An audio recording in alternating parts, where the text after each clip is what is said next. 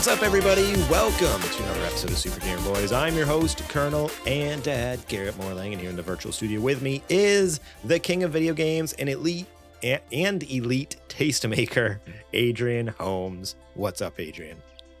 It sounds better every time you bring it up, that new name of mine. It's a good one. Not mad at it. I'm getting used to it. Not too shabby. I'm doing good, man. I'm doing good. It definitely was a Monday. Monday was Monday and today, but we made it. We made it through. Made it through. So that's all I can ask for. How about yourself? How you been doing?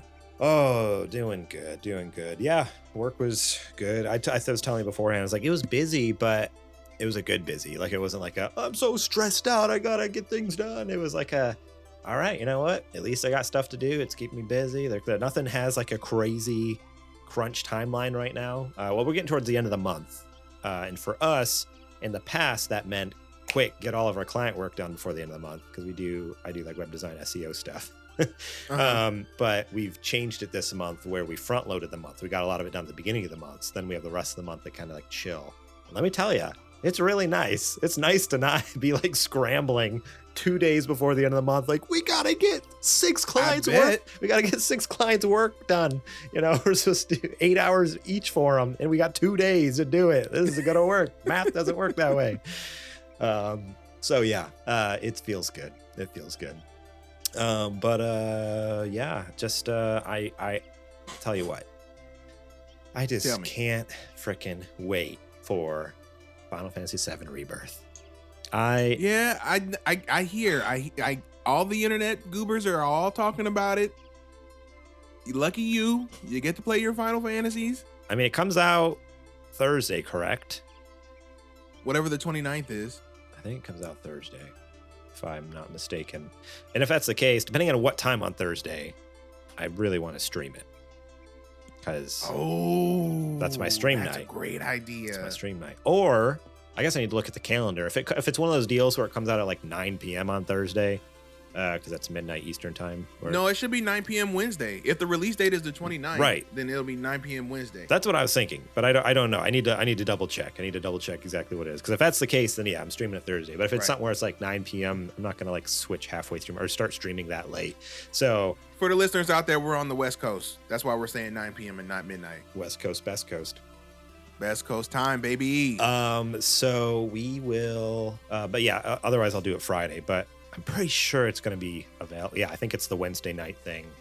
That's going to be so hard. It's going to be so hard to not play it Wednesday night, though. I got to wait a whole day. Don't do it. Or you could just push your day up. Yeah, I could do that. Oh, well, what I need to do, I still need to play. I never played Intermission. The Intergrade? Intergrade was like the name of like the PS5 remaster that they did. I think. But the actual mission, okay, I think is called Intermission, if I remember right. I would actually probably play that before you play Rebirth. Yeah, that's exactly what I was thinking. It introduces a pretty major a few major characters. Yeah. Yeah, I was originally planning on doing on stream, and then Helldivers 2 came out and stole all of my time. Fair. Very fair. But now I'm like, all right, I got a couple days, and it says it's on how long to beat. I looked it up. It's like 4.5 to 8 hours. I was gonna say it's not very long. I was gonna say probably I would wager and budget for 6 hours. Yeah. So it says like the fastest run is like 4.5. The average run's like 8 hours, and if you do like 100% completionist run, it's like 13 or 14 hours. But I'm like, if I need to, I'll just skim through that. Get the I'll story. Stick it on easy, get the story, and then I can be ready for Thursday. So can't wait. I'm so excited. So good. Yeah. Yep. I'll play it for you, Adrian. I'll play it for you. You know what you could do? Yes. You could stream Intermission Wednesday, and then like stream the first half Wednesday, beat the second half on Thursday, and go into Rebirth on Thursday. So that's it'll be a longer stream, but it's also even longer. I have to wait to play Rebirth though.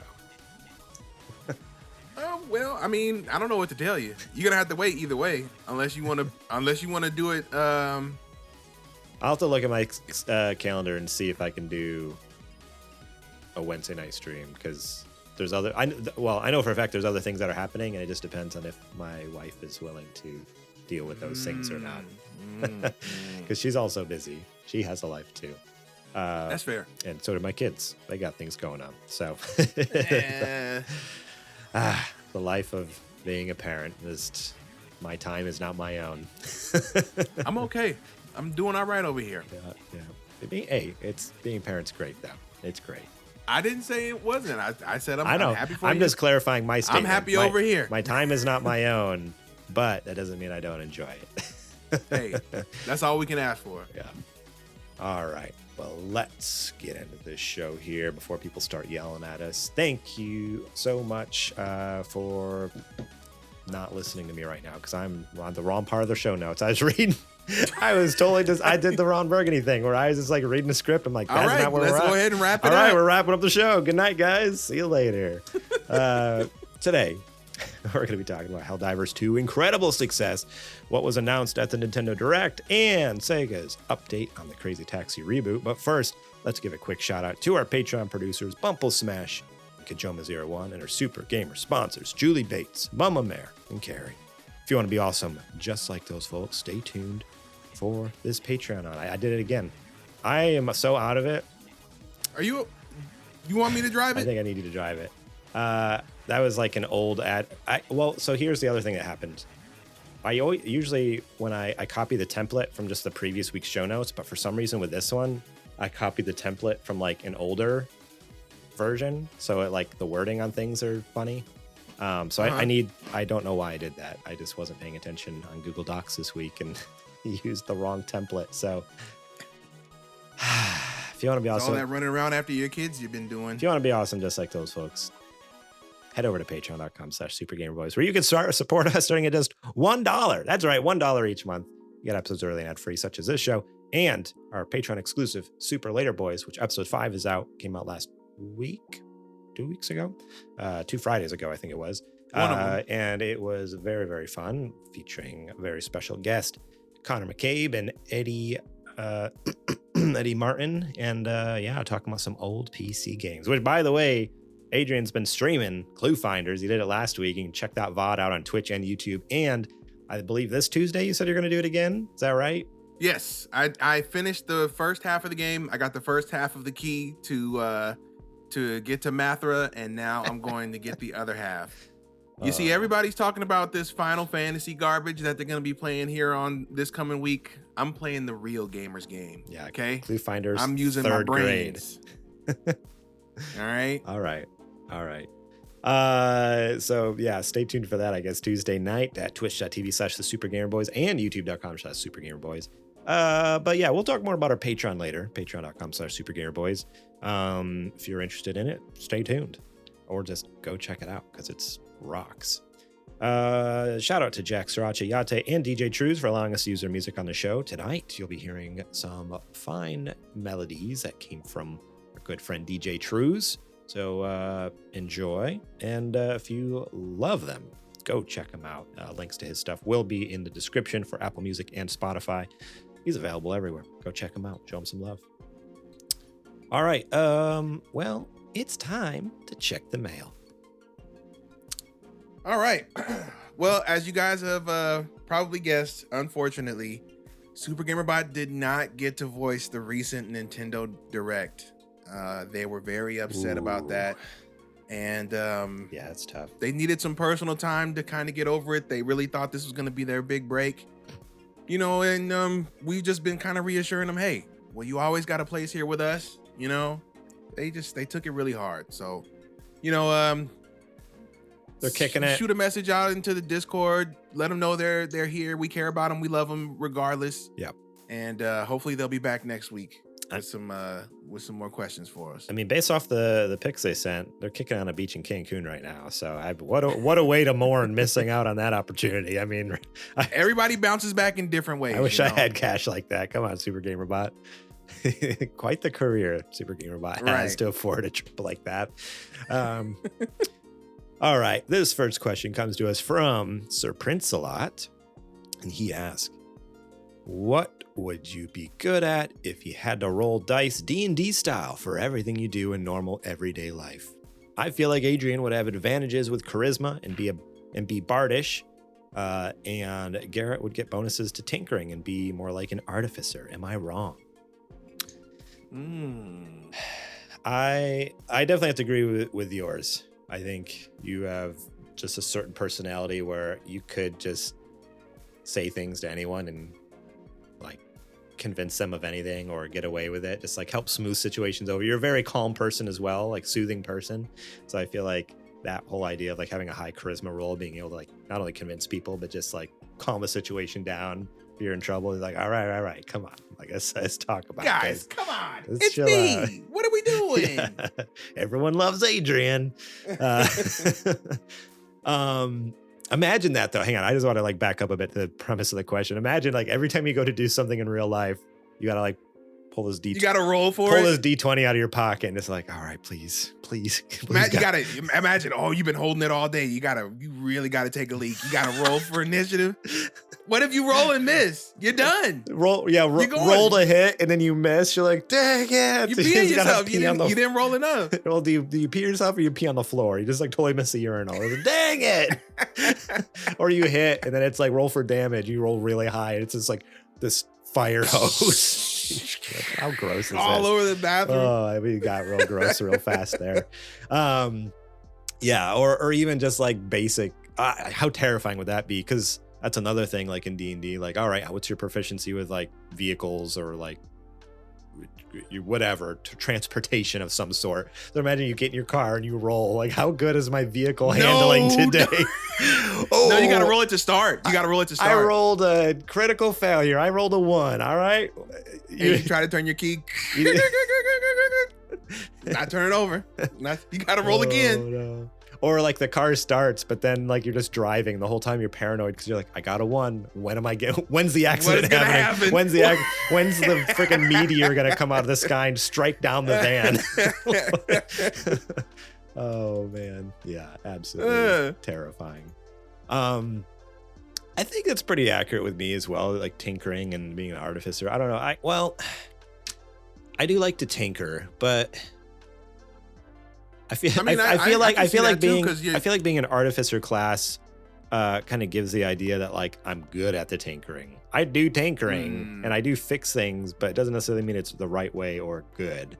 Right. Like, especially recently, I feel like since, so for those of you who don't know, like I live in a house with my in-laws and my parent-in-laws and my brother-in-law and his wife. And so like the three of us, it's a big place with different like granny flats and stuff like that. They live in a compound. It's a compound. But we things break all the time and somehow I get tapped to fix them. Like a faucet needs to be replaced in the sink, or the dishwasher stops working, or I've fixed the dryer and the washer like 3 times now for different things. And I always figure it out in the end. It might not always be the prettiest, but you know what? It works. I get it done. Like, guys, I only have so much bubble gum and paper clips to give. I'm running out of duct tape, dude. You gotta get more duct tape. So it's like, I think and even like with technology too. I just love tinkering and messing with things. I mean, I did the whole 3DS. Which isn't necessarily like a very complicated thing, but it was like a very fun thing to tinker with, like to hack the 3DS to do. Speak of the devil, we only got 1 more month to play something if you want to play something. Remember, because they're gonna shut off online play. Dang it! They're actually shutting down online play. Yeah. I thought it was just the store. Or no, the store has been gone for a while. The store is gone. Yeah, I think it's April. They're shutting down online play. There's definitely going to be people who like fire up bootleg servers, right? Of course. Like it's not going to be completely gone. I would hope. But if you don't want to have to worry about relying on somebody else's server. Yeah, that's true. Just throwing that out there. Yeah, I just got to figure out what would be fun to do. We got that Zelda game that we could play. That's 3-player. We have to find 1 more person. Which one is that? Mario Kart. No. What? What's the name of that one? Triforce Heroes. Triforce Heroes. Okay. We got Mario Kart 7 we could play. We got a whole Monster Hunter we haven't played. Are we gonna beat a Monster Hunter in like a month? It ain't gonna happen. It ain't gonna. There's too much in a Monster Hunter game to try to beat that quick. But I'm just saying that's something we could play. There's a Smash Brothers on there. There's I don't know, tons of different stuff that we could play, especially at this point. We'll see if something catches. I mean, if any time you're getting hankering to play some multiplayer, like let me know and I'll just figure out how to Pokemon to trade. Well, you need to play the Pokemon game first to trade. That's the other problem. Like I have the Pokemon games, but I haven't actually played any of them. So, man, yeah, that you're slacking. Stuff like that. Like, how are you gonna? That's gonna suck so bad. You can't trade. Or is there a way to do like local stuff? Like where, like if you're, so if you're like, you can locally trade. Okay, so it's not like completely dead. It's just you just have to actually go to your friend's house. It's dead for me and you. That's true. On opposite sides of the state. Yeah. And anybody else who would want to play. Well, move to San Diego then, dude. Come on, what are you doing? All right. Well, yeah, thanks for that question, Mr. Prince. That was a fun one, just to kind of like imagine crazy scenarios. I can't really think of anything else that I would have advantages in. Maybe. I mean, I think. I think I would have a. I would be proficient in like investigation checks. I feel like I'm an extremely, or maybe perception, because I feel like I'm a really observant person. So the idea of like, because like in D&D, like they'll be like, do a perception check, and if you pass it, like all of a sudden they're like, oh, you saw like a shadow, like something run behind a building or something like that. Or if you fail, like you don't see anything, you just keep walking. You know, blissfully unaware. I feel like I would have stabbed in the gut. I feel like I would have like a higher like investigation or even perception. Because I'm generally like, I'll go up out in public and like notice things that other people don't. Like, did you just see that? Like that person just did that, and I'd be like, what are you talking about? Like, I feel like I might probably say the same bonus in that, but mine wouldn't be for like noticing things that people do. Mine is more like noticing detail to an annoying degree. And I think that's because I have such a soft spot for design and for how things are made. Like I can understand if like somebody didn't want to go somewhere like Disneyland with me, because I'm the kind of person who's looking at all the stuff in the rides and being like, oh, that's pretty cool. I wonder how they did that. I wonder how they did this. Oh, I see how they pulled this off. They could have done this better. How come they didn't do, you know what I mean? I'm thinking all these things in my brain. So I think mine would probably be perception too, but not necessarily for people, but for so maybe so that would almost be more like just an investigation check then, like be like, hey, like, I guess investigation, like specifically, like, all right, do an investigation check, see what you notice about X, Y, or Z. Like, okay, yeah, but you're looking around and you see like, oh yeah, this certain design or architecture or something. Yeah. Good stuff. Well, thank you so much to Prince Law for that question. If you want to be awesome just like him and write in a question, have us chat about it, answer it here on the show, think about writing us over. I mean, you can DM us on social media, or the best place is over on our Discord. Join our Discord at supergamerboys.com/Discord. You can join us over there, chat with us, hang out throughout the week as we talk about video games, shows, and whatnot. Talk about the recent episode. Have fun. We play games. When we play Helldivers, we're chilling in there. Come join us. Cool. Well, Adrian, I think it's time for the nerdy nudes. It's now time for the nerdy nudes.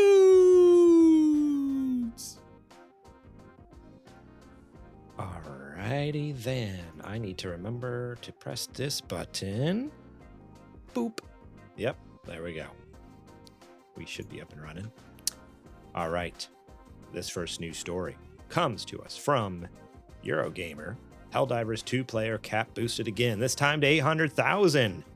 This is from Vicky Blake over there. Once again, Helldivers 2 has raised its concurrent player cap, this time to 800,000 players. Arrowhead Game Studio CEO and Helldivers 2 creative director John Pilestead confirmed the cap had been increased over the weekend whilst thanking the studio of around 100 devs for their amazing achievement. I'm really happy and proud of the team for an amazing achievement. The servers handled all Helldivers 2 players this weekend without a problem. Palstead wrote on Twitter, adding that now that the servers were more stable, the team would have time to focus on improvements to the title and resume its original plan. However, Palstead did warn players that there might be light queues to get in at peak times. Last week, Palstead admitted dreading the weekend from a technical perspective and had fingers crossed. Then the developer apologized for the ongoing server issues as they reached capacity and stated it would be working to increase the maximum. Helldivers 2 is PlayStation's biggest Steam launch ever and currently has an all-time concurrent peak of over 458,000 players. That was going to kind of flow into this. It's actually an older article, but we didn't really talk about. We talked about during Whatcha Playing, but not during the news segment.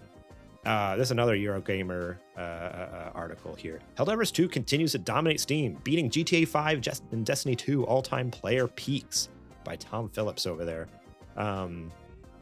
Absolutely bonkers. So like I said, it's an older article, but yeah, despite some continuing server issues, the fresh player peak of 409,367 users yesterday. Say that Helldivers has been a hit on PC would be something of an understatement, especially in comparison to the middling popularity of some other PlayStation PC launches. As we reported previously, they just call the other games mid. They did. They call in a journalistic way. Middling. I mean, I guess I've never really looked up Steam sales of PlayStation games, so maybe they're on this. Maybe it is true. I've never really. I don't have. I can't argue with them because I don't know the actual facts, but I'll trust them on this. As we reported previously, Helldivers 2 has trounced PlayStation's previous Steam player record. So God of War had 73,529 concurrent users, so less than 100 at its peak. At its peak. Wow, that's no bueno. Yeah, especially compared to PlayStation. But I mean, you also have to think about like God of War isn't necessarily like an online game where everyone wants to be on the same time playing together. Like it is a story. So that's fair. So it's kind of a weird comparison for a single player game versus a multiplayer game, but it's still an indicator. It's still a valid indicator, I guess. This weekend, more people were playing Helldivers 2 than any other PlayStation PC launches combined. And yesterday, Helldivers 2 developer continued to battle server issues, introduced a cap.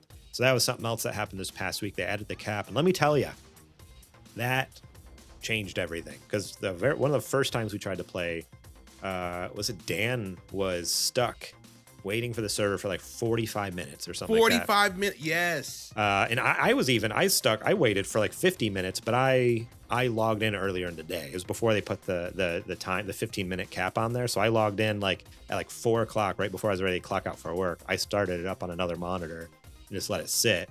And then it was like an hour later, it finally got in. And I just let it sit for a couple hours until we were actually going to play. Because we were playing on stream. And I was like, I don't want to not have a game ready for stream. I'm glad I did that. But now they added that cap. And the other, like, once they added that, even at the peak playing time, I was able to get in immediately. And I think even, was it Dan or Nate? One of them had to wait a little bit. But even then, it was like a couple minutes. Like, it was like, oh. You know why? Because people would finish playing. And they would just leave the game running so they don't have to get logged back in. Exactly. Taking up space. Which kind of boosts those concurrent player numbers probably a little more than what they actually are. Because I'm sure a lot of those are just people not by much, chilling in the lobby. But yeah, with all this to say, there's not much more to this article necessarily. But what a freaking powerhouse Helldivers 2 is right now. Like it's Love it. It's killing it in the ratings. It's like the players are actually loving it. So not only is like the critics love it, but the players are loving it. It's just so much I don't know. It's everyone's talking about it. I feel like I'm on Instagram and it's funny to see the crossover of people talking about it. Like some D&D accounts are referencing Helldivers in their reels they're releasing on Instagram and stuff like that. It's really funny. I'll have to send it to you. It's actually a really funny one where when the players in your party have been playing too much Helldivers 2 and they start like acting like for democracy, like in their D&D game, like calling in an airstrike. And he's like, what are you talking about? Like we're D&D. Oh man, it's so good. Like these people just going way over the top, role playing as if they're Helldivers. So good.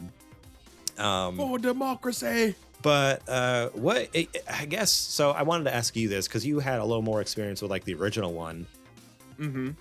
Would in a million years you ever thought the second one would be this popular when it came out? Because the first one, absolutely not. The first one it's not that it wasn't popular, but it wasn't like this. No. So but even the first one, no, I would even say the first one wasn't that popular. Okay. I feel like the first one was relatively niche, and like you had to tell people, or kind of like it was one of those, when you play it, you get it, but it was hard to get people to play it, you know? Especially because it was top down, and it was, you know, I don't know, it just wasn't vibing with what people were looking for at the time. Right. But once you play it, and especially when you play it with other people and it starts to get intense, that's really when Helldivers shines the most. And it feels like, I don't know, Helldivers 2 is like a literal expansion on everything in every way. It's graphically better, it feels better in gameplay, but the same soul is there in a sense, because it was always uber patriotic in the first game as well. So I have nothing but good things to say about this game, about this series. And Helldivers is definitely, I was skeptical at first because they switched to the over the shoulder from the top down. Right, that and I'm like, I don't think this is Helldivers. This is not what I know Helldivers for. They're just trying to make it like every other, you know, third person over the shoulder. But I really think the way that the gameplay loop works, and the way that not only that, but the game controls way different than a lot of other third person games too. That combined with the, you know, having to do inputs under pressure and having to do multiple steps to try to clear your objectives and things like that, I think really helps it to establish its own identity. I think that's like one of like the most like frustrating yet hilarious and fun things in this game is the stratagems, where in the heat of the most chaotic moment you could possibly be thrown into, and you're like, I'm trying to call an airstrike, and you got to type in this stupid code. It's like up, left, right, up, down, left. And it's like, oh, it's so frustrating. Did you see people are like taking the fun out of it and like resorting to doing macros to just automatically press the buttons for stratagems? I did see that. Ooh. I did see that, and honestly, I'm like, maybe. You better. If you do that, I'm not gonna play with you anymore. No, I won't do it. Cheater. I won't do it. I mean, maybe. I maybe won't do it. No. Don't let me find out. No, I won't. I don't have a Steam. Because I saw your tweet on Twitter. You retweeted that one, and he was using his Stream Deck. I don't have a Stream Deck, so can't do it. Doesn't work. You have a Stream Deck app. I do. Close enough. But it doesn't work. It works for the podcast. I don't know if I'd want to be slamming on it in the middle of the game, like reaching for my phone, snap it in half. Oh man. No, man, that's a part of the fun. You're supposed to feel like you're, you know, in the corner all the time, and then you finally get that successful stratagem off. Now I get a little room to breathe. You know, successful stratagem. You just bombed yourself, but hey, your friends are still alive. You're still exactly. They'll bring you back. Don't worry about. Or no, they won't bring you back. They'll bring a new diver. It depends on who you're playing with. If you're playing with Nate and Dan, then they might just leave you for dead. Yeah, then they'll kill you. They'll be the one killing you 4 or 5 times and be like, I don't know where that. I didn't do that. That wasn't my rocket. That wasn't my airstrike. Okay. All right. Sure thing. Oh. So good. Yeah, so Helldivers 2, everyone needs to play it. It's fantastic. Actually, I was hanging out in our friend's stream today. Friend David from Super Best Friend Video Game Sleepover podcast, SBF VGS. He was streaming some Final Fantasy VII Remake.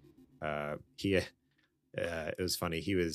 He had tried to play it when it first came out and rage quit at the house part. When you have to Hell House, and said he would never touch it again, never play, like vowed it off. Come on, dude, much. Just kick it down to so easy. He picked it back up, and I think he started from the beginning, but he's getting close to that part. He's from what it sounded, I don't know, I wasn't really paying attention to where he's at in the story, but it sounded like he's like maybe next stream I might be getting there again. And I'm just like, so he's already at Walmart. it didn't look like it when he was playing, but he seemed to think next stream he could get there, which I mean, he usually does longer streams. So I see that he might be able to get there. But anyways, he gave us a shout out. Tell him to get the good dress, get the good Aerith dress. Don't get that whack one. He gave us a shout out on his stream because I was in there, and the clip came up of me accidentally killing you. I was shooting at Dan and you were too close to the canister and blew up, and he's like, whoa dude, I was too close to the canister. Is that the revisionist history that you're talking about? I was shooting at Dan. Holding it. I was holding it. Dan was holding it. I was shooting at Dan. Dan was holding it. You were just standing next to him, and somehow, which that's okay. I gotta let me work this out before you cut me off. Let me work this out. Dan is holding a canister in his arms. You're standing next to him. You are very close, but he's literally hugging a bomb. The bomb blows up in his hands. He survives, but you die. Like I was like laughing so hard. Make it make I'm like, sense. that's why I was like, Arrowhead. because in Arrowhead. the clip, Make it make sense. in the clip, I'm like, I don't even know how Adrian died. And you're like, what do you mean? I was right there. I'm like, well, yeah, I know that, but he was like hugging the bomb and he survived. And you just flew and died.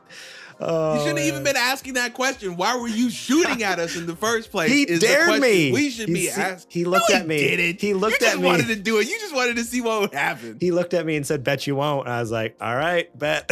And I took a shot at him. And then all chaos ensued. But anyways, David was like, whoa, I didn't know you guys were playing Helldivers. Like, we got to play sometime. So we got to hook up with him some point. That'd be cool. We got at least okay. Got a few of us. I don't know when he's thinking of doing that, but just shout that out there. David over there, he's good people. He's good people. We'll put him on the what do they call that thing? The wait list. Not the wait. No, when you first sign up for like to sign up for the draft or whatever, or not the draft, but yeah, the draft is like what the inscription list or something like that. Something like that. I don't know. I don't know. Never I had a brother in the military and I don't know. Me too. My brother is in the army. Sorry. Don't know nothing. Sorry, Jake. Didn't pay attention to that part at all. Sorry, dude. No idea. No idea how that works. Oh man. All right. Well, let's move on to this next news story. This next one comes to us from Taylor Lyles over at IGN, writing Nintendo Direct February 2024, everything announced. Pretty straightforward article here, just everything announced. And Adrian, did you actually watch it live or did you watch it later? I watched it live. Okay, cool. I watched it later, but I didn't like skim some stuff because I was like, I don't care about this. Skip. But yeah, let's chat about some of these announcements and what your thoughts are. Let me pull up my tweets. You go ahead. You go first. Okay. Oh boy, pulling up the tweets. The first one here is kind of the big daddy of all of the announcements, I feel like, which and it's something that we partially predicted last week. We didn't get 100% right, but Obsidian's Grounded and Pentiment are the first Xbox games coming to Nintendo Switch. After it was revealed late last week that Xbox was planning to release 4 of its previously first-party games on other platforms, today's Nintendo Direct revealed that Obsidian Games titles Grounded and Pentiment are coming to Nintendo's hybrid console. Pentiment will be released February 22nd. Grounded will be released on April 16th. Now, how crazy is it that Hi-Fi Rush was not announced for Nintendo Switch? Brother, what are we doing? What's going on with that? Of all, like, I don't know. All the games that I was like, oh, that would be nice to have. Yep. Hi-Fi Rush was a slam dunk. And what happened, I wonder? It's the perfect game for that system. Like, there's no reason for it not to be there. Like, it just looked gorgeous. I was ready to buy that game. It's like, because like graphically, it's not super intense. It would look gorgeous on an OLED. It's like would be such a fun game on the go to have like this fun like rhythm action game. Like it checks all the boxes for being a perfect Switch game, perfect Switch port. And not to say these two aren't, but it's wild because so I remember your tweet. I don't know if that's the one you're looking for, but it was the announcement from PlayStation actually saying Hi-Fi Rush coming to PlayStation 5, and you're like, just PlayStation 5 or something like that? Like, or no, anywhere else? Anywhere else? What did I say? Something like that. I mean, I said PS5 and yeah, PS5 and it's like, where? What were they thinking? So somebody responded to that tweet and they said that apparently the Switch version got scrapped for some reason, which is kind of crazy to me because I do not think that game is that intensive that it can't run on Switch. I don't. No way.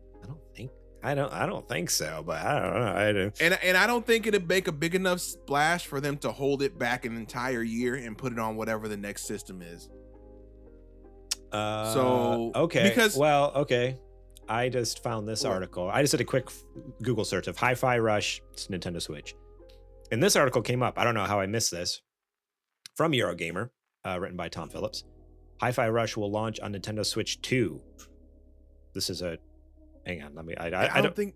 It says Hi-Fi Rush will skip the current Nintendo Switch and instead arrive on the console's currently unannounced successor. That's according to a report from Insider Gaming, which states that the absence of a Switch version of the game in yesterday's Xbox multi-platform announcement was due to its launching on the Nintendo Switch 2 instead. Whether Hi-Fi Rush could still eventually launch for the current Switch as well, perhaps at the same time, is unclear, the report concluded. Certainly a launch for Hi-Fi Rush on a Nintendo platform has been expected earlier this year, blah, blah, blah, blah, blah. That is interesting. I mean, what is this report from Inside? Where is this information from? Let me look at the source now. So now I'm on Insider Gaming, written by Tom Henderson here. Bethesda has announced that Hi-Fi Rush will be coming to PlayStation 5 on March 18th, 2024. The announcement was made as part of the Bethesda blog, blah, blah, blah. But where... it's currently unclear if Hi-Fi Rush will be making its way to the Switch or not either, but sources have suggested that the game will be coming to the Switch too.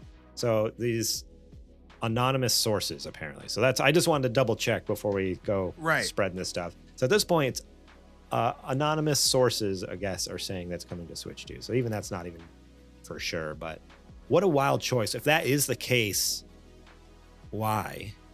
Like a game, it doesn't seem like that intensive a game. I mean, they brought freaking Witcher 3 to the Switch and Doom Eternal. Like, why can't they bring Hi-Fi Rush? Like, what is going on? Well, and not only that, but I don't think Hi-Fi Rush is a big enough title to hold back until the next console.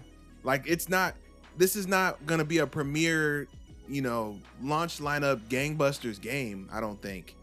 Because it's not going to be a system seller. It'll be 2 years old at that point. Yeah. Right? So its heyday has come and gone. It's getting a new, breath of fresh air, lease of life push from being on PS4 or PS5. But when people see Hi-Fi Rush again in 2025, they're going to be like, well, we already played that. Exactly. Either they've already played it or they're going to be like, old game's old. Like, there's other launch titles that I could be jumping into, like the new Mario game or the new Pokemon game or the new whatever game. Like, it sounds like people aren't going to want to go back to that. I mean, I am. Yeah, that's what I was just about to say. I was like, well, yeah, I will, you will, other people who are cool will, but the vast majority of people aren't. They're going to be like, nah, I'm good, and that's unfortunate. Like it would have been the perfect holdover game right now to hold us over until the new console comes out, because everyone would be like, ooh, exactly, some fresh meat right before kind of hold me over for the rest of this year or for a few months here for this year. But now, yeah, if that is the case, it's going to be like a launch title, like. It's not a system seller. It would have been a system seller when it came out. If it was a multi-plat launch, if day and date they were like, hey, it's coming to Switch and Xbox, people have been like, whoa, cool, crazy, because at the time everyone talked so highly of it. So it's like, I think it would have been one of those things where like all the Switch people would have been like unsure of it, but then like hearing all the good things from the Xbox people would be like, okay, yeah, let's jump in, sell some systems. Mm-hmm. Or even people who played on Game Pass, like, oh, I want to take this on the go now. I already have a Switch, buy it on the Switch. Yeah, but yeah, so like they missed it's the window. The timing of it. Yeah, the window's gone now. Like, it would have been a good holdover right now, and what if it comes out next year? It's like, all right, well, diehards are going to pick it up, but everyone else is going to be like, yeah, I'm good. I don't know. I'm good. I already played this. I played this a year and a half, 2 years ago. Unfortunate. I don't know what you want me to do with this other version of it. Now, what was? Yeah, that was unfortunate. Now, there was the fourth game that was rumored to come out on Switch. Was the Sea of Thieves? That also did not get announced. Did that get announced for PlayStation though at all, or no? We haven't heard. I think that was PlayStation, or I'm not sure. I don't think but we heard I do think about it yet. But I do think that Sea of Thieves is too intensive for a Nintendo Switch, so I can understand why it wouldn't come. Yeah, the other ones though, big. Pentiment and Grounded, absolutely make perfect sense. Also, I want to play Grounded real bad because I feel like it would be really fun. So Sea of Thieves was announced for PS5. So yeah, so we know about all 5 games now. So 2 are coming to Switch, 2 are coming to PS5. Right. So I just wanted to, kind of confirm that we did finally find out for sure. There's no more rumors at this point, other than Hi-Fi Rush, whether it's coming to Switch or not. But everything else is like for sure, like where it's coming for the time being. Building a little clubhouse, running away from giant spiders. Making weapons out of sticks. Dude, I always like the idea of Grounded, but again, like, and I've talked about this every time we play a survival game, like even with Pal World, it's like, I like the idea of it. I like it for a short amount of time. And then I'm just like, all right, next thing. Like, I don't know. It's hard for me to stick with it. So Grounded is one of those things that always look cool, but I'm like, man, I'm going to put like, I don't know, 10 hours in the thing and be like, all right, I'm good. And then that's it. That's like, fair. That's fair. This is not my cup of tea. Even though, like, I mean, we've talked about this. Like, Super Mario Brothers Wonder came out. I love that game, but it's like I played for a few hours. I'm like, I've had my Mario fill. I'm good. Meanwhile, you're like 100%ing it. You know, I couldn't stop. I need more. Where's the DLC at? Exactly. So it's just like, I very much love that game and enjoyed it, but I get my fill after a couple hours. I'm like, all right, cool. I'm good. I don't know. I have a very specific gaming like niche genre that like I enjoy. Like it has to be a certain Venn diagram, I should say, of like certain types of genres that are like that will actually get me to finish a game all the way to the end. Basically, it's just either any game with Solid Snake in it, or Norman Reedus. That's it right now. That's it. Those are my two flavors. Or Warhammer. Or Warhammer. That's the 3-way Venn diagram. Did you see that Power Wash Simulator coming out with DLC? I was just getting ready to say you were probably over the moon about that. Oh my gosh, when I saw, I blew my mind because I was scrolling through Instagram and I saw the account was the Warhammer official account, and I see like a big old vehicle sitting there, and I'm just like, oh, okay, cool. What is this? Some new game. It looks kind of funny. Like I was like, the graphics aren't that good. That's kind of weird because like lately Warhammer games, like they look pretty. But then all of a sudden, like they start hosing down this thing. I'm like, what is happening? And then I happen to like read the description, the caption on the reel, and I'm like, no way, Power Wash Simulator coming to Warhammer. Warhammer's coming to Power Wash Simulator. It really is the greatest game ever made. It might just be. I don't know. And I love. I cannot find a flaw with it. I love how they went full like grimdark too, with like the narrator in the trailer, just like the machine spirits like awaken. He must clean them, and I'm like, oh man, they just went full like dark over the top of Warhammer, like 40K, like futuristic, like grimdark. I'm like, yes, so good. Yeah, so good. What a game. Speaking of the direct, a couple of things. Of the direct, do you want me to keep going through this list, or do you have some things you just want to? I got the Megaton we got to talk about. Do it. You and I got to talk about. Yes. That I certainly popped off for, and that is. I think it's right here. The Battlefront collection. Yep. I scrolled down to it. I'm like, I bet you this is it. I'm calling it right here. Yep. Star Wars Battlefront 1 and 2 coming back in a super collection, baby, with online multiplayer. 64 players.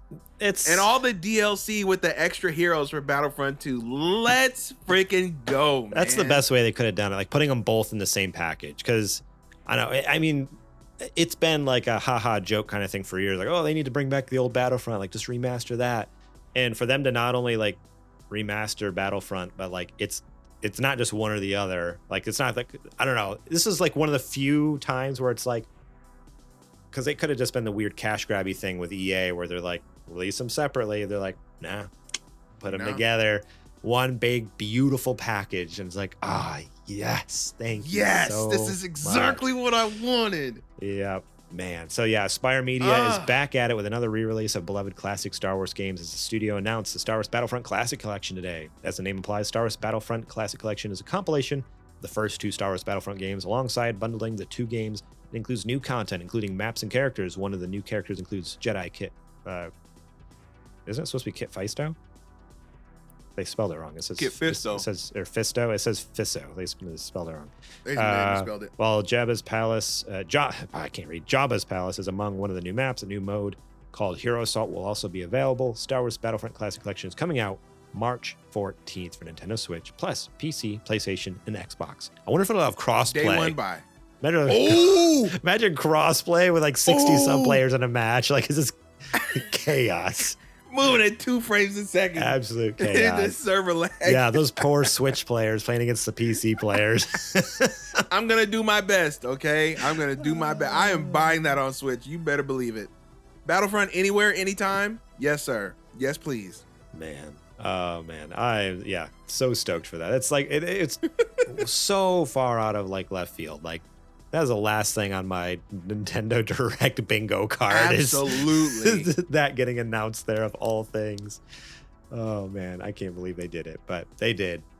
So my experience, I've talked about this before on the show, but I played the first one on PlayStation 2, but Battlefront 2, I only played on my PSP. I had the PSP version. Which is crazy to me. I never played like the full PS2 version like on my TV. It was for me, it's a mobile, like a handheld game. Battlefront 2 is a handheld game, dude. Which probably made it increasingly more difficult, like because there wasn't dual analog sticks on the PSP, so like looking around was near impossible. Like it was. What? No, you had your L and R's. What you mean? And your I'm sorry, your circle and squares to look around. Make it work. Make do. Horrendous, dude. It was so bad, but I loved it. I still play that so much. That was one of those games too. I would love to. It never worked for me, but if we were like driving in a car, like on a road trip or something, we'd be driving through a town and I would turn the Wi-Fi on to see like while we're driving if I could catch something. Like anybody can jump in. We'd like stop at like a stoplight and all of a sudden be like, oh, that coffee shop has Wi-Fi. I'd connect to it and like just kind of boot into a game just as we're pulling away. I'm like, dang it. As if I was going to have like 10 minutes to play around. I don't know what I was thinking. Right. As a stupid kid. We're going to be at this light for 10 minutes. Oh yeah. It always felt that way anyways.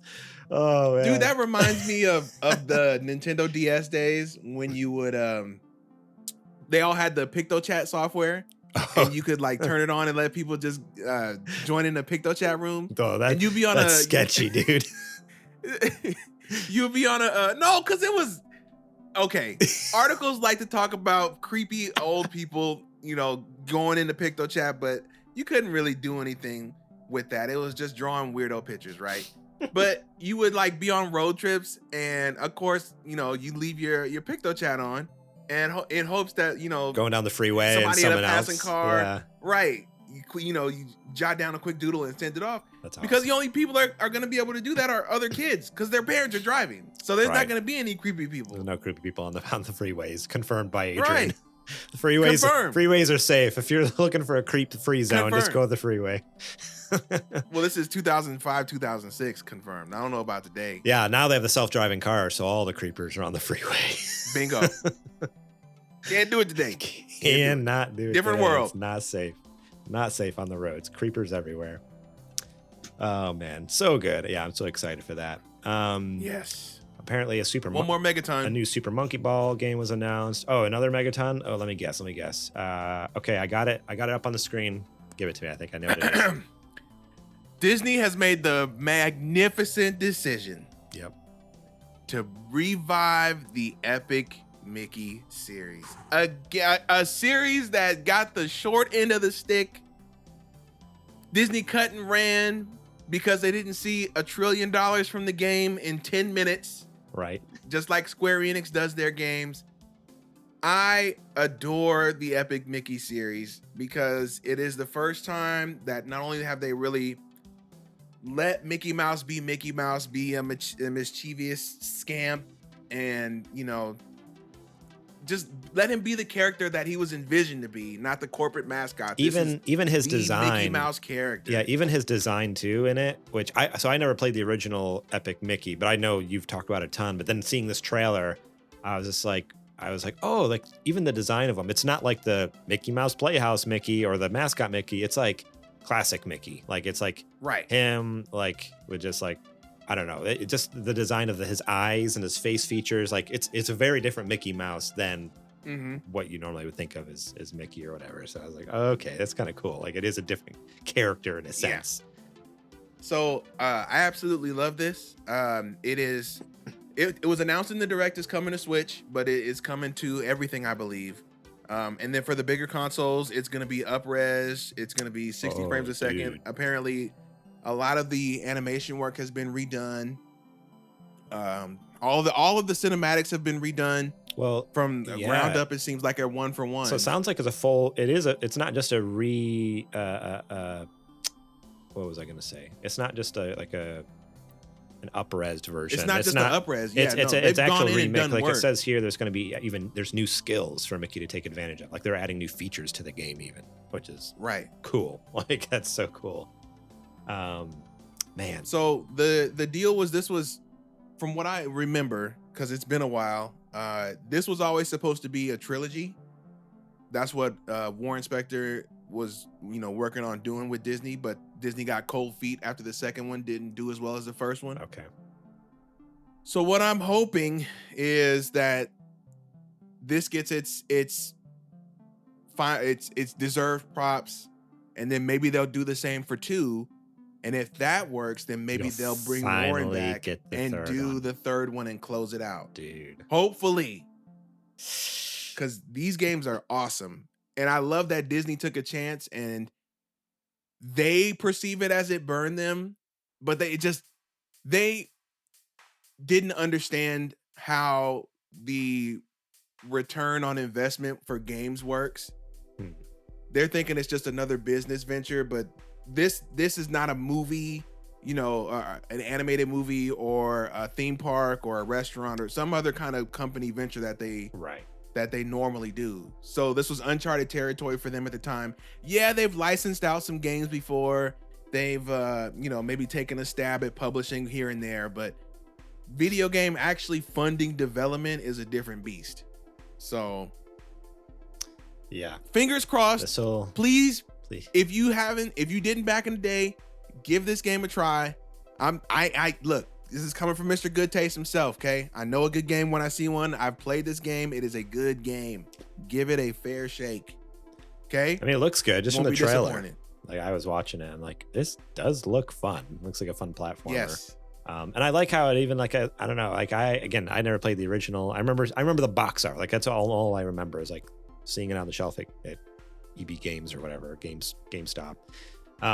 But seeing it now too, like watching the trailer, I'm like, oh, it's like dark too. Like it was like some like it was supposed to be a lot darker. Yeah, some like I had to show you some of the initial concept art. Yeah, I was like, okay, that's kind of cool. I was like, it is a little bit of darker take on like typical Disney stuff. I'm like, all right, I'm in. That seems cool. No, this game rules. I can't wait for it to come back.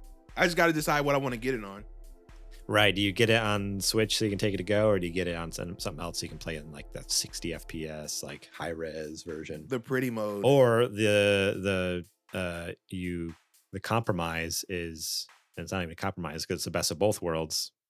Get it on PC, get it on Steam, get a Steam Deck again. Save up for that Steam Deck because I'm sure it'll run at the higher res and the higher refresh rate, but it'll be handheld to go. I'm worried about getting a Steam Deck, and not because it doesn't rule, but because Valve is being weird about it. I really think another one is around the corner. I don't know. They've been so adamant that a new one wasn't coming out. They keep saying that, and then now they're getting stomped by. Granted, it's not a better handheld overall, but there's already much better processors out there in that ROG. And then isn't there another one that just came out by Lenovo, I think? Yeah, but I mean, the problem, there's a lot better hardware, but the problem with all those is, they're more powerful, but the batteries suck in them because the battery technology hasn't caught up to the power. So a lot of them are like, if you actually want to use, if you use it, if you drop the performance, say you get the ROG Ally and you use it at like the max power, yeah, it's more powerful than the Steam Deck, but your battery lasts like 30 minutes to an hour instead of like 4 hours or something like that. I mean, didn't the Steam Deck battery already do that anyway? I mean, if you're playing a super intensive game, but I'm just saying, like, say a game that normally lasts 4 hours on Steam Deck, it's like a fraction of that time on the ROG Ally if you play it on max settings or whatever. So it's like, yeah, it's a more powerful thing, but it also like just destroys the battery and stuff like that. So I don't know. I think all three of them have things to work. And I mean, and everyone says that Valve, the Steam Deck has the best user experience out of all of them. Yeah, they're more powerful, but they suck to use, I guess, and have tons of it. Like, not tons of issues, but they have issues. Granted, so does Steam Deck. Because they're cramming full-on Windows into this tiny little box that it wasn't made for. Yeah, which, I mean, Steam Deck has its issues too, but I think in general, like, I see all the time online where people are like, yeah, return my ROG Ally, return my Lenovo, whatever it's called. Like, get my Steam Deck. You know, I like the Steam Deck better. Lula Mari Mouse, our mod over there, just asked, you know what would make this show better is hats. She seems to think that we should be wearing hats right now. Do you agree with that statement, Adrian? I don't know where this is. This like a bit? Apparently. What's the punchline here? Like, there's no punchline. Earlier, she was trying to convince. I told you, a friend of the show, SBF VGS, David over there. She tried to convince him to put a hat on, and she said that she was going to come for us later. And I told her no. I don't take orders from a mouse. So I'm putting that on the record. That's going in the podcast. Okay. Everyone's going to hear it. There we go. So no hat. Sorry. Also, but they do say also they are remaking Epic Mickey. That game looked cool, but I never played it. And that's the same boat I'm in. I do agree with them on that because this game does look sick. I'm excited. She says it's my own bit. Yes, of course. Anyways, though, yeah. Real quick before we get out of this story. Yeah. Totally. Shout out to our friend Mike Steele. He and the Private Division guys shadow launched Penny's Big Breakaway, which isn't in this article. I was actually just gonna find it, and it's not in this article, which is sad. Come on, IGN, what are you doing over there? Yep. It is on my list to get. Actually, I need to go ahead and do that. I'll probably do it after the show. Definitely. Have you heard anything about it? Like how it is yet? I just know I was gonna buy it.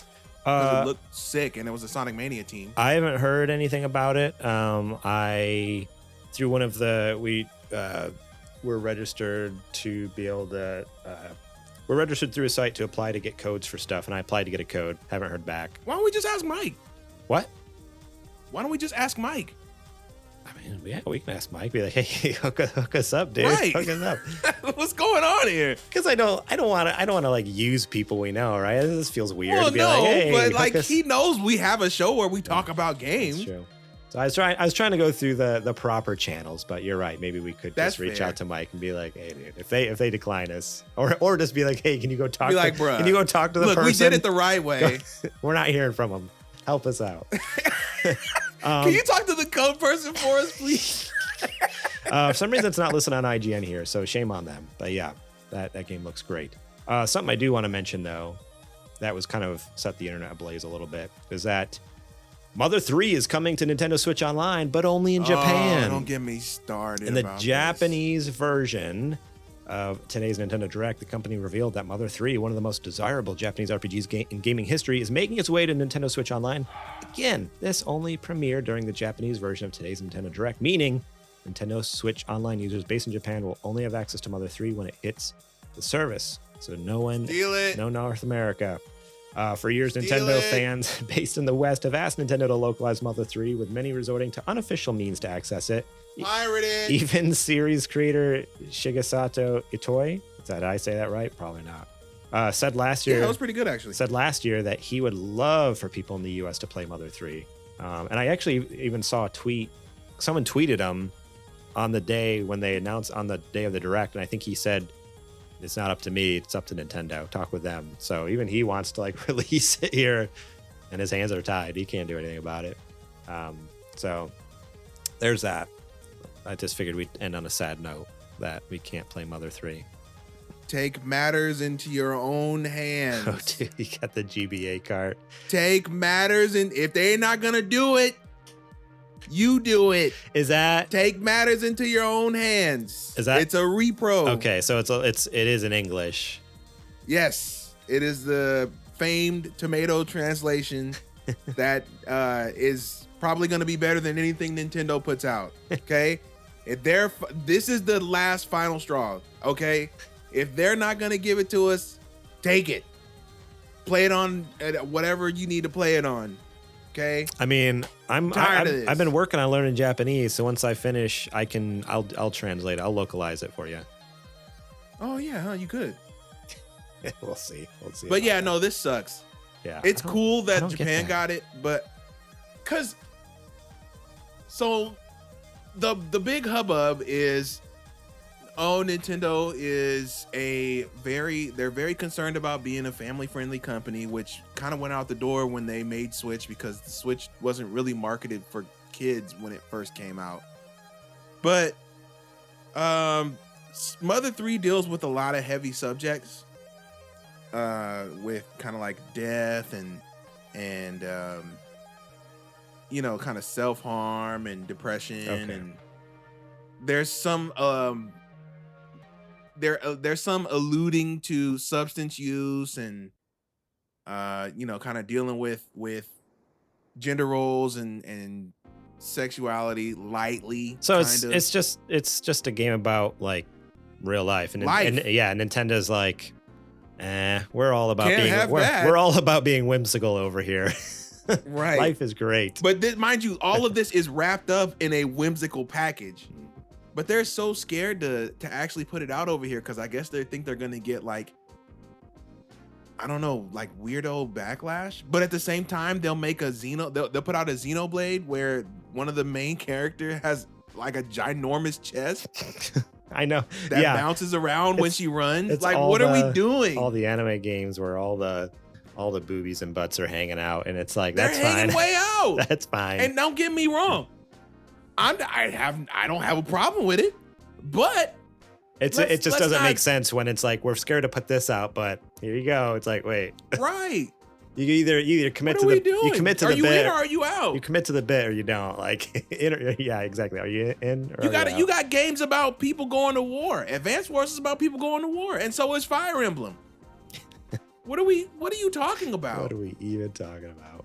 Yeah, Just Nintendo. put the game out. Nintendo's scared. A bunch of cowards over there. So yeah, moral of the story: this is awesome that it actually came out because Mother 3 is a fantastic game.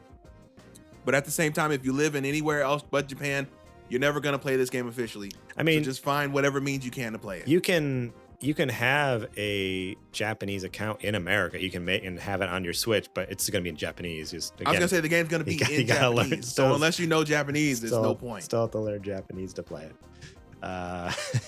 Again, Crazy. if there's no way for you to buy it, you can't steal what you can't buy. Is that? Yeah. And with that, let's move on to this next story. This last one, coming from Wesley Yinpool over at IGN. Sega says its Crazy Taxi Reboot is a AAA game. Sega has called its Crazy Taxi Reboot a AAA game. In December, during the Game Awards 2023, Sega announced new games in the Jet Set Radio, Shinobi, Golden Axe, Streets of Rage, and Crazy Taxi franchises. Were in development alongside the teaser trailer below. The video shows brief gameplay clips of each of the games set to return. We haven't heard much about the initiative since, but in an article published by the Japan Times, one Sega executive referenced the Crazy Taxi Reboot specifically and called it a AAA game.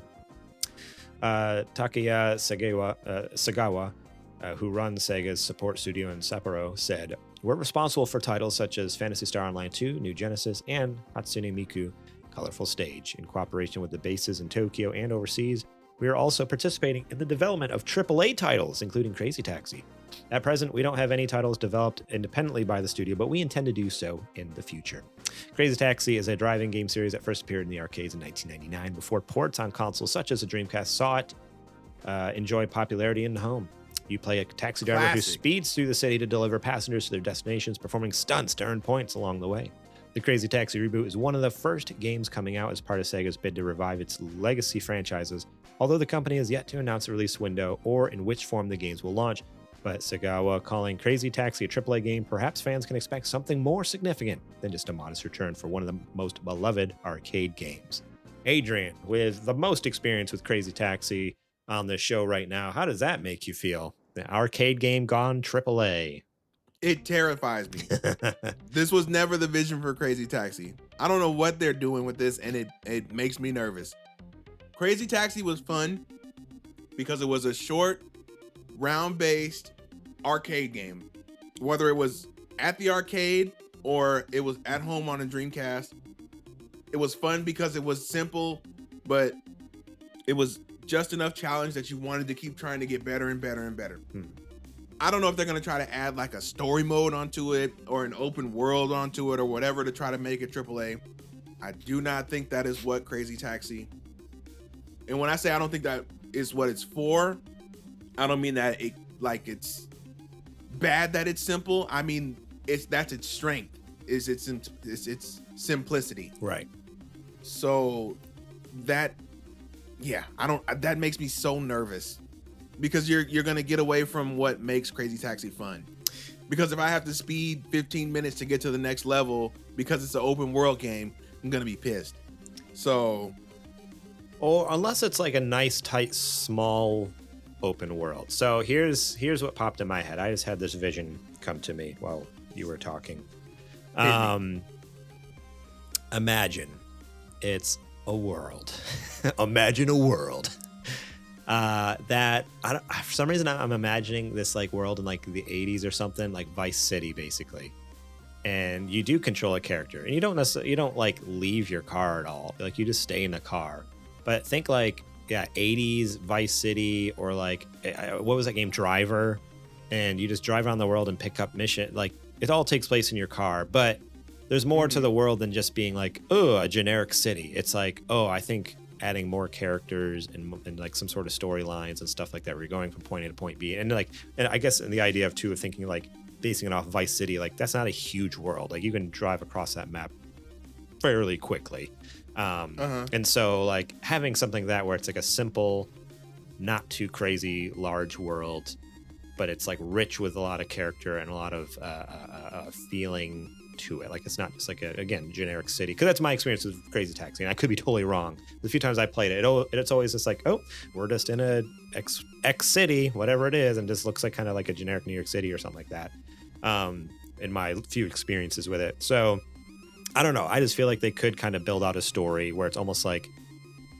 Driver basically, but something like that. I don't know if that makes sense, but I think that'd be kind of fun, like just add more flair to the world. So it's like, all right, this would be fun to just live in and drive around and experience and go different places and stuff like that. But I don't know. I guess that would work. Did you ever play the Driver series? Like Driver on PS1? I think Driver 2 was also on PS1, or maybe that was a PS2 game as well. I think so. I remember playing Drive 3R. Drive 3R. What a terrible branding. Let's call it Driver 3. Why make the E the 3? That's not what it says on the box. It says Drive 3R. Sorry. Drive 3R or Drive 3R. Yeah. So dumb. Lindsay in the chat does say they need to rename Crazy Taxi to be like Ultimate Uber or something. So good. And they also say, wasn't Simpsons Hit and Run considered AAA? Is that true? Because if that's the case, then yeah, like that along those lines, but just in the Crazy Taxi world, they could get away with something like that. I guess I would say Hit and Run is a AA that was pushed to AAA because of the IP. If that makes sense. Because The Simpsons is so huge. Yeah. Any game that you make featuring them automatically gets that level of recognition. But as a game, it was definitely a AA feeling game. I mean, in my opinion, any game that is a licensed game, even like Simpsons Hit and Run or any of the other hundreds of licensed games that exist on the PS2, are all AA in my brain, in my book. But yeah, I guess I don't know. I guess there is a certain like love or affinity for Simpson Hit and Run that does kind of like almost push it up into that It is a sphere, great but- game, but yeah, it's not like it's not on the level of a polish of Grand Theft Auto or something like that. Right. Exactly. It's a good imitation, and it's made better because of the Simpsons IP, because you have so much to play with that world. But if you're gonna put, you know, those two neck and neck, it's not really a contest, unfortunately. Yeah.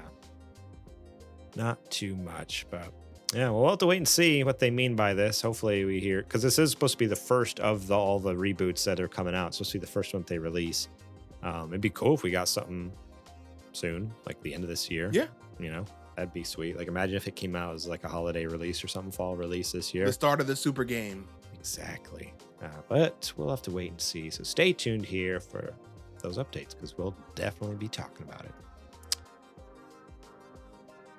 All right. And with that, I believe it is now time to talk about our Patreon ad. So let's do the thing. Let's do it.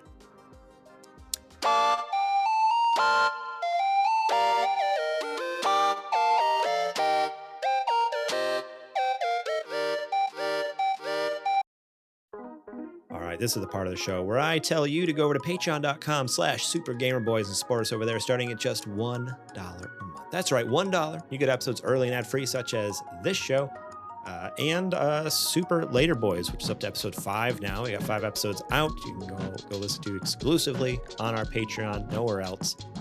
It's a fun one. It's a little more low-key, laid back, either me or Adrian, or me and Adrian with a guest, chatting about life, chatting about games, chatting about making music. We have DJ Trooz on, so if you're enjoying these tunes in the background, you can hear his process with making the music, what that's like. If you want to hear about some old PC games, dad jokes, and Pokemon, I guess we talk about like old Pokemon and how Connor and Eddie used to play Pokemon in the church basement growing up. Go check out Super Later Boys episode 5. But we got our $5 tier where you can support us there and get those previous perks and the show notes early, so you can see exactly what we're going to be talking about here on Monday nights when we record the show, and leave your own questions, comments, concerns, thoughts right on the doc. That's right, you can leave comments anywhere you want in the doc. So if you want to answer the mailbag segment, if you have thoughts on the nerdy news stories, if you want to talk about what you've been playing and thoughts on games, go ahead and leave it all right there for us to see during the show while we're recording. And then the $10 tier, you can be a Super Gamer sponsor, where you get those previous perks and a big old shout out in each and every episode at the top of the show. Then we got the top dog tier, Patreon producer, where you can support us at $15 a month. You get all those previous perks, the shout outs, the early episodes, the show notes, but you also get the pitches as show segment. So if there's an idea you've had and you're like, you know what, I think they would just kill it, they did this, or if you have like a little segment that you want to contribute. For a while we had Kajoma's Card Game Corner, then think about, or even an Adrian was a Patreon producer. He had Super Indie Boys that he did for a while. He'd send us videos and we'd play them live on air. So if you have an idea that you think would be pretty awesome for the show, think about supporting us over there. Submit your segment, and we'll give it the old college try. It's always fun when people submit their ideas and you get to enjoy them for a bit. So man, I still have like PTSD though from the early days. One of our first Patreon producers, where Matt Liu made us watch, it was called Losing Reviews, because the last name was Liu, but it also referenced, we're the losers. We're the losers reviewing these loser movies. We had to watch these terrible movies and then review them, and it was not great. But we did it. It was fun. It was a joy, and we appreciate all the Patreon supporters. Thank you all so much. You do support us, who aren't listening right now, probably because you listen ad-free. But if you want to be awesome, just like those folks, please think about heading over there, patreon.com/supergamerboys, supporting us today. You can also support us by going over to sgbstore.com. You can buy our new hat. We got a dad cap. I did order Adrian a hat last week, I think it was. It's not coming in the mail. Not coming in the mail till like March, I think it was, which is ridiculous. But that's how drop shipping works. You just gotta wait for them to print that up. Who knows when it'll show up. But we might have a new hat design coming out, and it's a little bit different than a dad cap. I like it. I like it a lot. So We'll see how it turns out. We'll see how the demo turns out, the sample, and then I might get that up there. But we got sweatshirts, we got t-shirts, we got stickers, we got coffee mugs. We got all sorts of fun things over there. So whatever you might be looking for, it's a little something to rep the podcast, show it off in public to your friends when you go out for drinks, or maybe you can go to work and you can dress more casually. Check it out, Casual Fridays. Wear our sweatshirt. It's great. Perfect combo. Our sweatshirt and Casual Fridays. You know it's true, Adrian. You're shaking your head at me, but you know it's true. You can also support us by subscribing to us on Twitch. That's right. If you're watching live right now over at twitch.tv/thesupergamerboys, or anytime, even if we're not even online, you can subscribe to us anytime you want. We don't have to be streaming for you to sub. It's just if you sub while we're streaming, we give you a big old shout out. But you can sub to our channel for free. Cost you $0. If you have an Amazon Prime account, you can link that Amazon account to your Twitch account and use your Prime Gaming subscription. You get one free one each and every month. You have to remember to use it each month. It does not go automatically. So if you used it last month or the month before, think about using it again. Right at the beginning of this stream, Kajoma used his. So if you're out there and you're like, oh, shoot, I haven't used it this month, or, oh, I didn't know this existed, link your account, drop the sub here. We'd very much appreciate it. Because, yeah, we get $5. Doesn't cost you anything. All it costs you is about, 10 seconds of your time to click that sub button. Use Prime sub. So we'd very much appreciate it. Thank you for all who do. And you also get access to our emotes all across Twitch. So you get to use Adrian's hype face or my just pain face. When someone does something so painful, so sad, you can just throw up my ugly mug on their chat and make them suffer even more. All right, that's it for that. Let's get back to the show.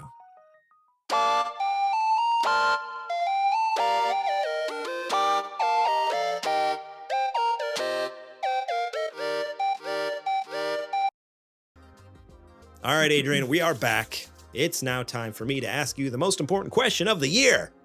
Hit me. What you playing? What am I playing? I have been playing a couple things, actually. Back on my little travel road dog here. My old man, not old, my road dog, my play date. Couple new games dropped recently. Ooh. That I have been enjoying very much. One is called Bullfrog, and it is essentially Tetris, but you are a little frog who can hop between the pieces and use your tongue to grab them and then kind of pull them across the play. I don't know what you call it, the level, I guess, to make your pieces connect. So they would fall as if they were regular Tetris pieces, but you can, shoot your tongue in any way to kind of pull them over and make it fit. And meanwhile, you're trying to make sure that the pieces don't fall on you. So you're jumping from piece to piece, trying to pull everything to make sure it all fits together. And it's a good time. It's a really fun twist on the classic Tetris formula. That's really cool. I so horribly neglect my play day. It sits here on my desk. It's a wonderful clock. I forget to actually pick it up and play it. I did play Root Bear when that came out. Like that was just like last month or something like that, a few weeks ago. That game was fantastic. I didn't beat it by any means. It's tricky. It's trickier than you think it would be. But boy, absolutely, this is such a joy. And so many of the games on there are so stinking good. I'm glad you are more responsible than I in keeping up with some of the new catalog games, because I am not, and it's so fun to hear though these new ones. So that's a cool one. I'm still pushing I got to figure out who I need to contact over at Panic. I need to be a brand ambassador. Right? Man. I'm not joking about that. I'm 100% not joking about that. We just need to reach out, right directly to their customer support. We just need to go right to the source. Forget about this figuring it out business. We just need to do it. Just email and be like, hey, just do it. Here's a link to our video. You guys tweeted it out, how awesome it was. You guys did this. Because we've gotten a lot of response from them already. Be like, hey, here's who we are. What does it take? What does it take? Is there an official application? I will. Do we need to fly to Portland? What do you need me to do? What do we need to do? We'll make it happen. I will fly to Portland to visit their office. That'd be awesome. Man, because that's I think that's our top video on our channel, right? I think it has the most views out of any videos at all on our channel. Which is, I wouldn't be surprised. I'm pretty sure it is. No, every time I've been saying I would gladly be a brand ambassador for Playdate if they would let me. So I do it for free. I don't care. All right. Well, we need to figure it out. Hit up the big boys. Go right to the top. Right to the top. What else have you been playing? Or is that it? Another one is let me look at the name because I always forget the name. Hang on one second. I just had it. It's Under the Castle. It's a roguelike game. It's pretty sweet. Oh, okay.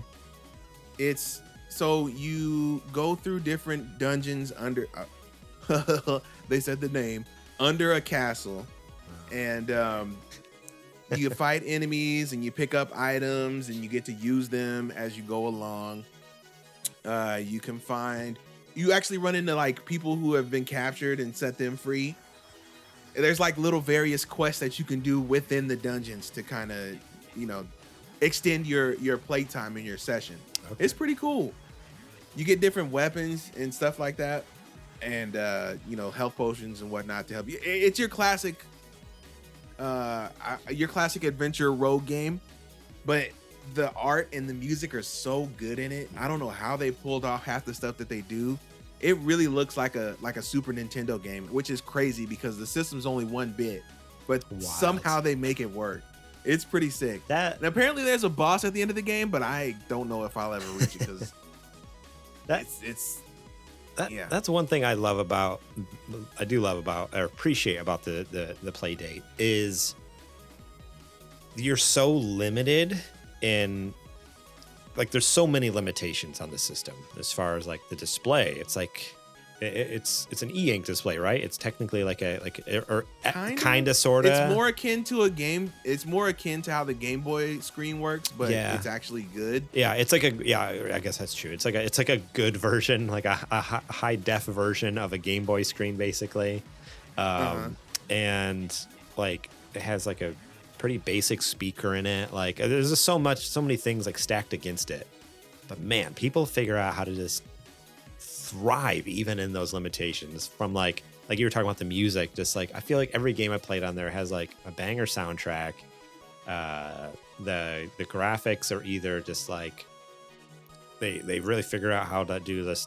Like every game looks or it's an beautiful. Off the wall idea that you couldn't do with any other kind of hardware because of the crank. Yeah, that too. So that's what I was gonna. The third thing is like from graphics, and then like gameplay wise, like people come up with like genius ideas of ways to use the crank. Because it's like at first it's like, all right, is it just going to turn into like a bunch of fishing simulators or something? Like I don't know. It's like people can get lazy with this, but it's like, oh no, like they actually like do some really genius things as far as like moving worlds and puzzles around. Or like one of my favorite, it's so simple, and it's in the season pass. When you buy a Playdate, it comes with it free. Is like what's the one with the Tin Man with and they go forward and backwards in time, like. It's so simple. Crankin'. Yeah, Crankin's Time Adventure. Yeah, and it's just like so simple, but it's just like crank it forward to move forward in time, and then like go backwards in time, or like move around, like stuff like that. It's like, man, so awesome. I love it. It's so awesome. And then it really. I was just gonna say, like, it's just amazing, and I mean, and it's true for anything. Like, like having limits will always just like force creativity, and it's so great. Love it. And then the last one I got, I haven't tried it yet, but it's on my list, of course. It is a interactive novel. Okay. Hang on, I'll get you the name here. It's called the Barkless Doctrine. And it's a, how should I say it? Here, you know what? I can read you the description. Vamp for me real quick. I'm trying to think of another game. One game I didn't get to play too much of, but I watched someone. I think I watched you play it actually. It was during our Spooky Gamer Boys, where you played. What's that one where you're like summoning a demon in the attic or whatever, and you have to like. Oh, Demon Quest. Yeah, that one's awesome. So good, but it's just so like I don't think that one really used the crank, but it's just like. I don't know, graphically it's really fun, and then like the story in that one, it was like all about like the world building of just like Yes. a bunch of teens sitting up in an attic, like summoning a demon and figuring out like, all right, who are you going to use for what? And like, how are you going to respond to this thing? Like you're like choosing. Is my boyfriend cheating on me? Yeah, or like asking- stupid teenager problems. It's so good, dude. Stupid questions to this. Like you could ask them anything, ask for all the power in the world or something. And then you're just like, yeah, this stupid like high schooler, like drama stuff. But it's like so great. Such a fun take on that sort of game. It should be like a horror game, and it's not. It's silly. It's not. It's awesome. So the Barkless Doctrine, here's the blurb about it, is an interactive comedy novel. It's a book in which you navigate the complex geopolitical tomfoolery that gets thrown at you. For example, will you accept, I guess Kitty is a character in the game, will you accept Kitty's invitation to a daring mission? Will you be rude to people or only kind of rude? Green or red salsa? You choose wisely, for the fate of the free world is in your goofball hands. Like a spy thriller paperback shuffled with a 1972 toilet jokes book, this is a heart-pounding, page-turning read filled with likable characters, high stakes, and a freewheeling spirit. Dude. Read at your own pace. Don't worry about restarting or dying, but most importantly, remember to have fun with it. So it's a choose your own adventure. So the way yeah, that's exactly what it is. Awesome. So I need to get that. So you game. read, and there's like illustrations that go with it, and then they give you like a list of choices that you can choose from, and the story adapts based onto that. Dang. I'm gonna find it right now. I currently have an update that my playdate's doing, but once that's done, you can look on the website too. They're all listed there. Ooh, okay. Good stuff. Good stuff. Yeah. So I'm excited to try that one out. Nice. Well, for myself, I don't have much new. More Helldivers 2. That game is incredible. We already talked about it during the news section. Please play Helldivers. It's so good. And if you do, let us know, because it's more fun to play with friends. So if you are playing it, and you need friends, let us know, because I'm down to play. We'll drop in on you. We'll drop in.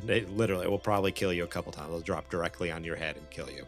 I won't, at least not on purpose, because I like getting XP. I mean, you still get XP if you. I like finishing missions and getting more XP. Okay. Because we didn't waste our lives goofing around.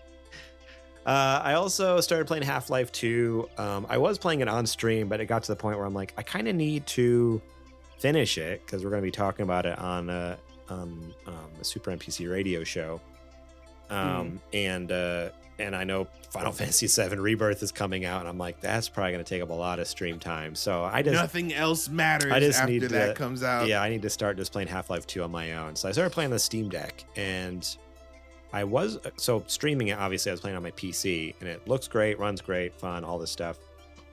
But man, playing on the Steam Deck is actually surprisingly not great for Half-Life 2. Really? Which is surprising, because it's a Valve game. It's a Valve game. Valve device. But it does this weird thing where and I don't know why they made this choice. And I know I could probably change it, because you can customize the whole control scheme, but the default control scheme uses the gyroscope to aim.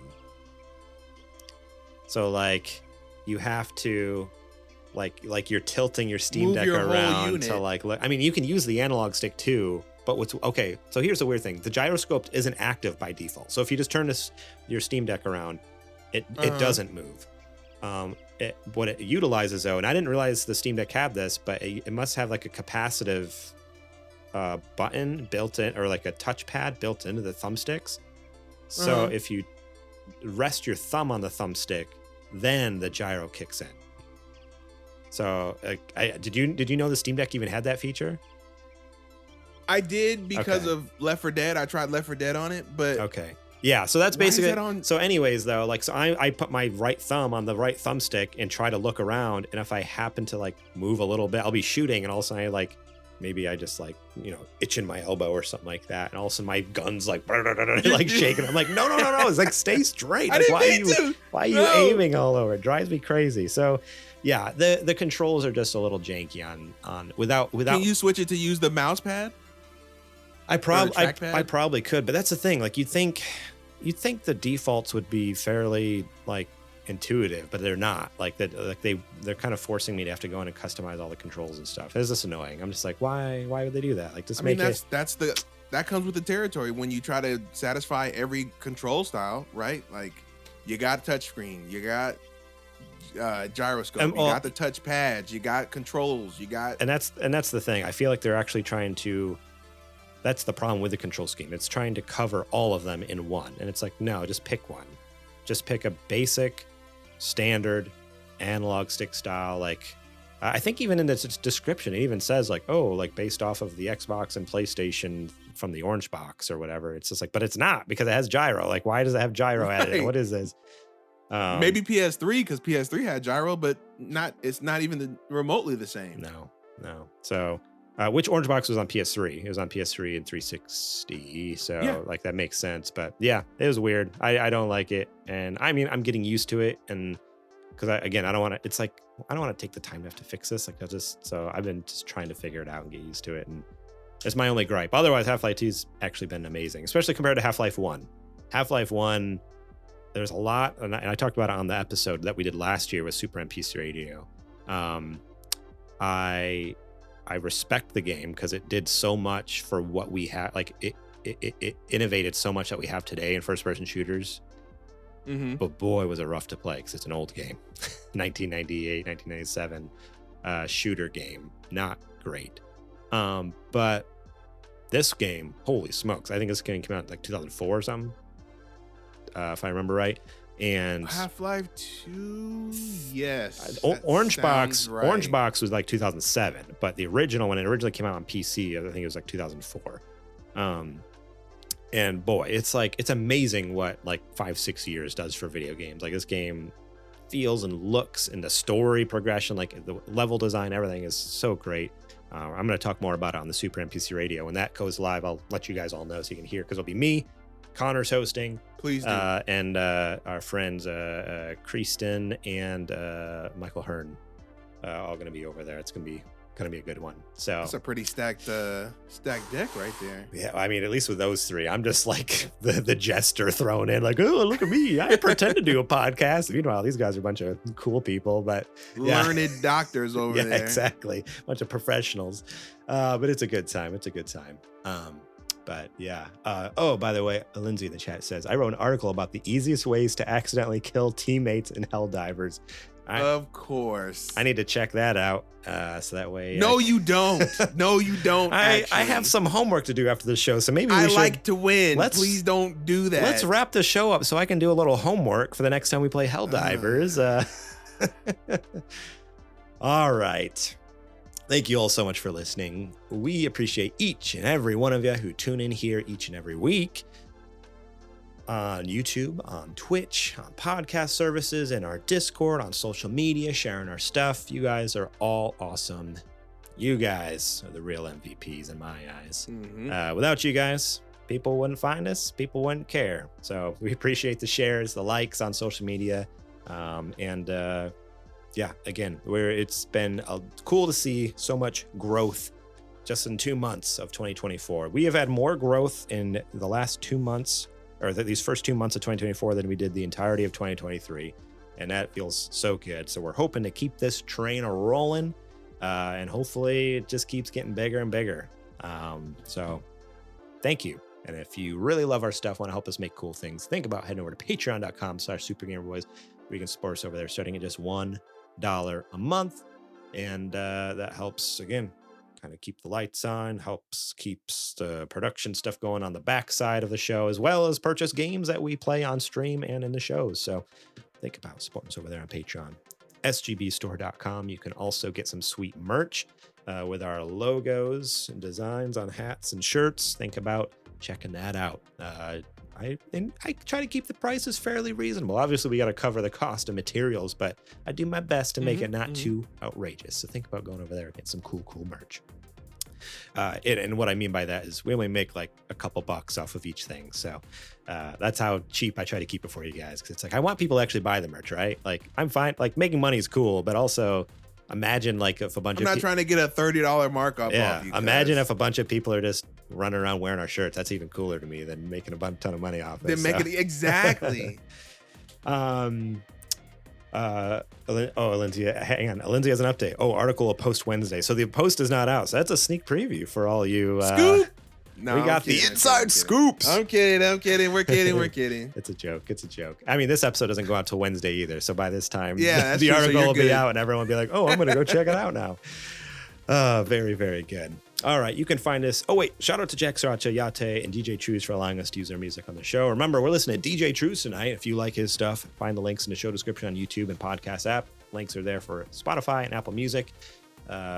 He's a fantastic dude and makes some fantastic music, so go check it out. You can find us during the week at supergamerboys.com, Twitter and Instagram at supergamerboys. I'm on Twitter and Instagram at gmorlang. Adrian, where can they find you at? You can find me any and everywhere at Homeboy. That is right, and that is it. That's all I got. So, Adrian, would you mind taking us out? Sounds like a plan. Folks, thank you for hanging with us for another week of Super Gamer Boys. We appreciate every time you hang out with us, tell a friend about us, and of course, support us any way you can, even if that's just hanging out or buying merch, whatever, doesn't matter. You're here. That's what matters the most. As always, just like I can't say it enough, we appreciate any and everybody who, is rocking with us. And our recent growth has been incredible, and we're just hoping to keep it moving. So until next time, we are the Super Gamer Boys. And we'll catch you on the flippity flop. Fun ways to accidentally kill people in Helldivers. You better not read that. Bookmarked right now.